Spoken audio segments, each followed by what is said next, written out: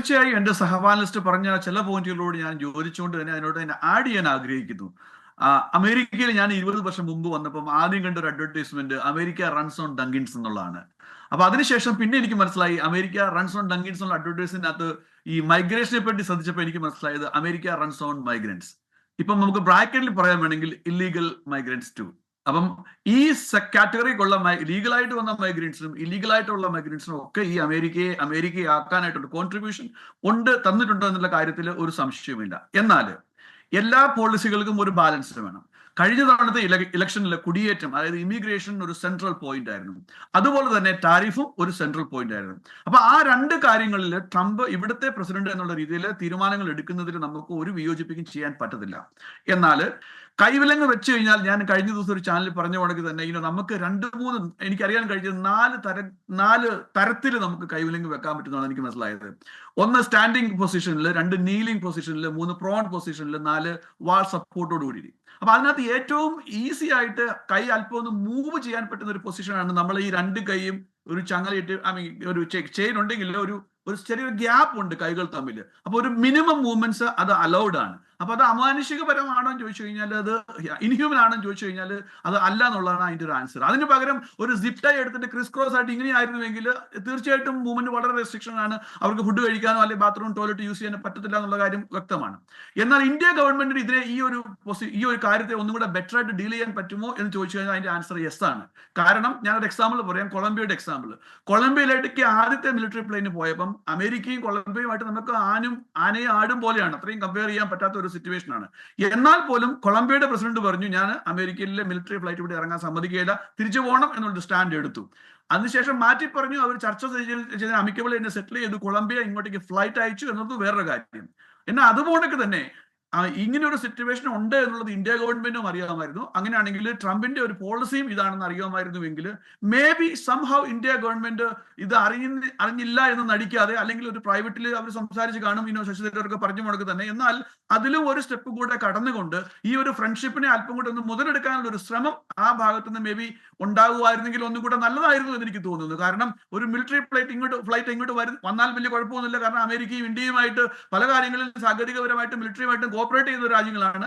അപ്പം കുഴപ്പമുണ്ടായിട്ടില്ല. എന്നാലും നമ്മുടെ ഒരു സെന്റിമെന്റ്സിനെ, ഇന്ത്യയിലുള്ള 1.4 ബില്യൺ ആൾക്കാരുടെ ഒരു സെന്റിമെന്റിലെ കണക്കിൽ മുന്നിൽ നിർത്തിക്കൊണ്ട് ഇന്ത്യ ഗവൺമെന്റ് എന്തുകൊണ്ട് ഒരു ഇനീഷ്യേറ്റീവ് കൊണ്ട് എടുത്തില്ല എന്ന് ചോദിച്ചു കഴിഞ്ഞാൽ അത് അവരോട് ചോദിക്കേണ്ട ഒരു ക്വസ്റ്റ്യൻ ആണ്. അതോടൊപ്പം വേറൊരു കാര്യത്തോടെ എനിക്ക് ശ്രദ്ധയിൽപ്പെട്ടത്, ഞാനൊക്കെ പേഴ്സണലി ഞങ്ങളൊക്കെ വിചാരിച്ചുകൊണ്ടിരുന്നത് പ്രൈം മിനിസ്റ്റർ മോദിയുടെ വരുന്നത് കാരണം കൊണ്ട് തന്നെ അറ്റ്ലീസ്റ്റ് ഇന്ത്യയിലേക്കുള്ള ഫ്ലൈറ്റ് അല്പം ഡിലേ ആവും, അല്ലെങ്കിൽ ഇവരുമായിട്ടുള്ള ചർച്ചയൊക്കെ കഴിഞ്ഞതിന് ശേഷമേ ഒരു തീരുമാനം ഉണ്ടാവുള്ളൂ, അല്ലെങ്കിൽ ഒരു ലീനിയൻസി കാണുമെന്നുള്ളൊരു നമ്മൾ ആഗ്രഹിച്ചിരുന്നു മനസ്സിൽ കൂടെ. എന്നാൽ അത് ഉണ്ടായില്ല. അതിന്റെ ഒരു കറക്റ്റ് ആൻസർ ആണ് വിൻസെന്റ് പാർത്തുകൾ പറഞ്ഞത്. കാരണം ഇവിടെ നിന്ന് നമ്മൾ നോക്കി കാണുമ്പം ഇല്ലീഗൽ ഇമിഗ്രൻസിനെ വളരെ സ്ട്രിക്റ്റ് ആയിട്ട് ഡീൽ ചെയ്യുകയാണ്.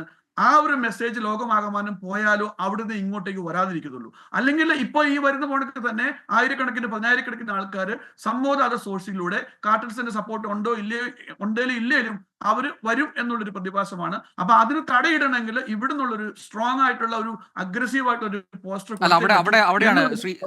അവിടെയാണ് ശ്രീ സജിമോൻ, അവിടെ മറ്റൊരു പോയിന്റ് കൂടെ ഉണ്ട്. അതായത് ഈ പറയുന്നതിൽ എന്തുകൊണ്ടാണ് അനധികൃതമായി കുടിയേറാൻ ഇവർ തയ്യാറാകുന്നത്? ഇവിടെ അവരെ കയറ്റാൻ ആൾക്കാരുണ്ട് അല്ലേ, അവിടെ ഡീലേഴ്സ് ഉണ്ട്, അവിടെ ഏജൻസികളുണ്ട്.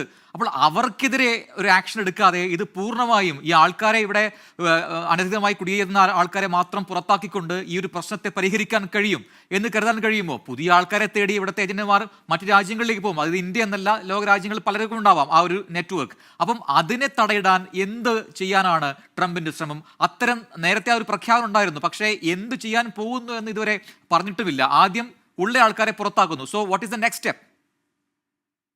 അതിനൊരു ആൻസർ എനിക്ക് ഒരു കൺഫ്യൂഷൻ എന്ന് പറയാൻ പറ്റത്തില്ല. കാരണം 50 ലക്ഷം 1 കോടി രൂപയും കൊടുത്തിട്ട് ഇന്ത്യയിൽ നിന്ന് എന്തിനാണ് അമേരിക്കയിലേക്ക് ഇങ്ങനെ ഇല്ലീഗൽ മാർഗത്തിൽ വരുന്നത് എന്ന് ചോദിച്ചു കഴിഞ്ഞാൽ, ഞാൻ ആരെയും പേഴ്സണലി ആയിട്ട് പറയുന്നതല്ല, ഈ പ്ലെയിൻ ലാംഗ്വേജ് പറയുവാണെങ്കിൽ അതിന് സ്റ്റുപ്പിഡിറ്റി എന്ന് പറയും, അതിന്റെ ഹൈറ്റ് ഓഫ് സ്റ്റുപ്പിഡിറ്റി എന്ന് പറയും. കാരണം 50 ലക്ഷം രൂപയും 1 കോടി രൂപയുണ്ടെങ്കിൽ നമ്മൾ ഒന്നും ചെയ്യേണ്ട. അതുകൊണ്ട് ബാങ്കിൽ ഇട്ടാൽ പോലും 10% പലിശ കിട്ടി അവർക്ക് അന്തസ്സായിട്ട് ഡിഗ്നിറ്റിയോടെ ജീവിക്കാൻ പറ്റത്തില്ല ഇന്ത്യയിൽ. അത് കേരളത്തിലാണെങ്കിലും പഞ്ചാബിലാണെങ്കിലും ഹരിയാന ആണെങ്കിലും ഇന്ത്യ സ്വർഗമാണെന്നല്ല ഞാൻ പറയുന്നത്.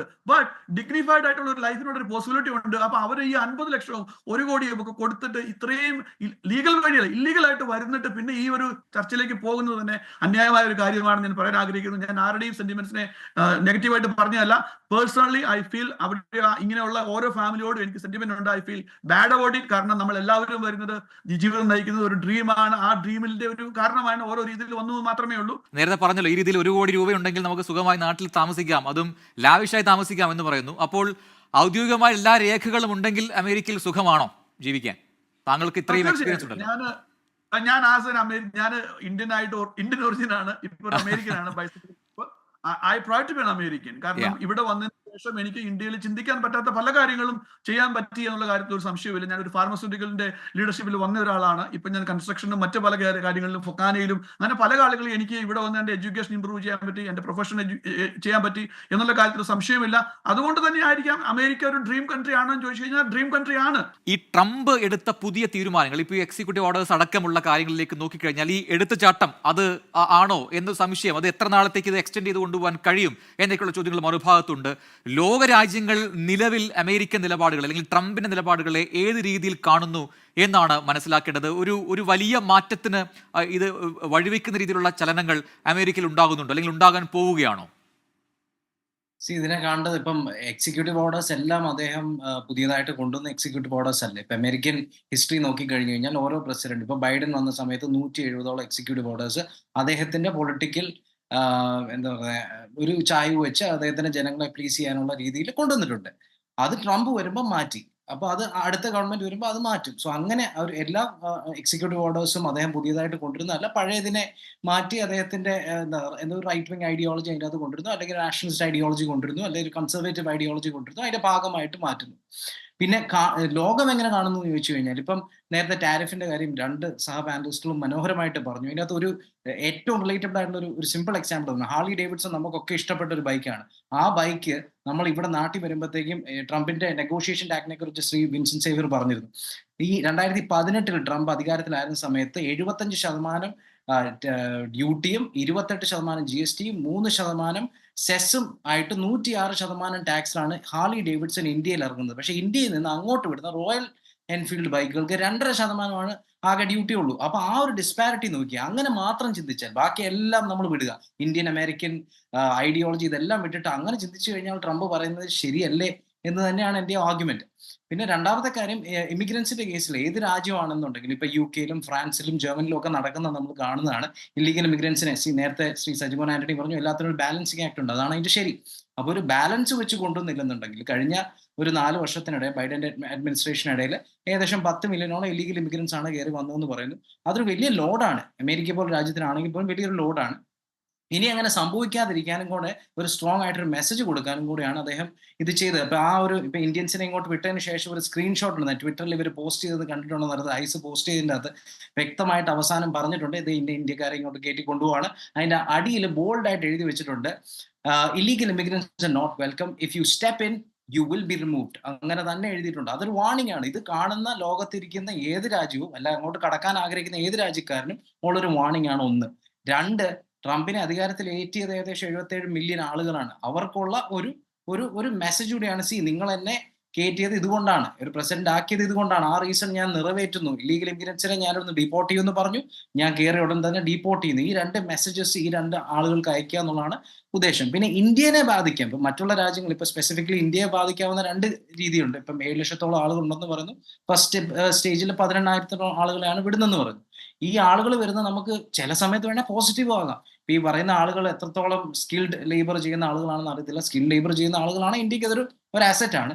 അതല്ല അൺസ്കിൽഡ് ലേബർ ചെയ്യുന്ന ആണെന്നുണ്ടെങ്കിൽ ഇന്ത്യക്ക് അതൊരു ലയബിലിറ്റി ആണ്. ഓൾറെഡി ഒരു അൺഎംപ്ലോയ്മെന്റ് ക്രൈസിസ് കേരളത്തിൽ ഉൾപ്പെടെ ഉണ്ട്. അപ്പോൾ ഒരു ലയബിലിറ്റി ആകാം.